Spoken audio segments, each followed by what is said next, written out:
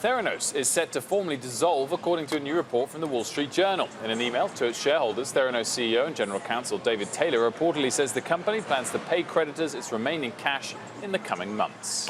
The move to dissolve comes as Theranos founder Elizabeth Holmes and former Theranos president Ramesh Sunny Balwani await trial on charges of wire fraud. Joining us now to discuss more on this is John Carreyrou, the Wall Street Journal investigative reporter who first broke the story on Theranos back in October 2015, author of the book Bad Blood, Secrets and Lies in a Silicon Valley Startup. Welcome, John. Good to see you. So you're going to have to republish this book. We've got a new ending. Well, it was an expected ending. I mean, this has been a long time coming, but the writing was on the wall.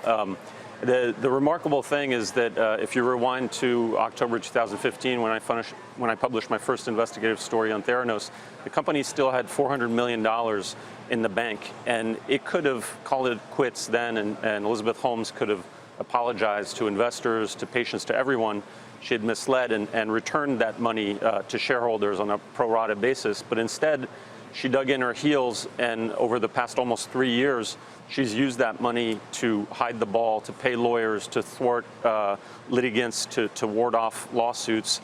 And unfortunately for her, it hasn't changed the outcome, the predictable outcome, which is the dissolution of the company and the criminal charges that were filed in June. What do you expect to come of the criminal charges and the case that's being brought?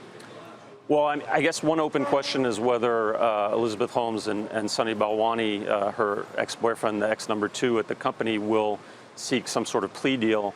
I think that the chances of that are pretty unlikely. From what I hear, she's telling her friends and her entourage that she's actually looking forward to her day in court, and that she thinks that the real story, her version of the story, will come out at trial, and so she's actually putting on a cheerful face with people she knows and people who've seen her recently, and saying that she's looking forward to see this go to a jury.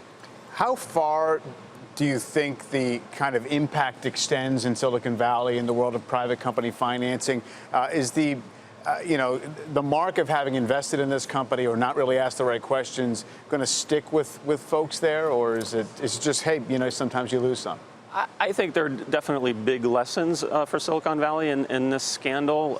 It remains to be seen whether those lessons will be drawn. I've heard a lot of people say, well, look, actually, the sophisticated VCs, especially the ones who had experience in investing in medtech, stayed away. And so actually Silicon Valley, functioned well. But really, there are other things about Silicon Valley, pernicious things about the Valley's culture that came out in this, in particular the founders myth.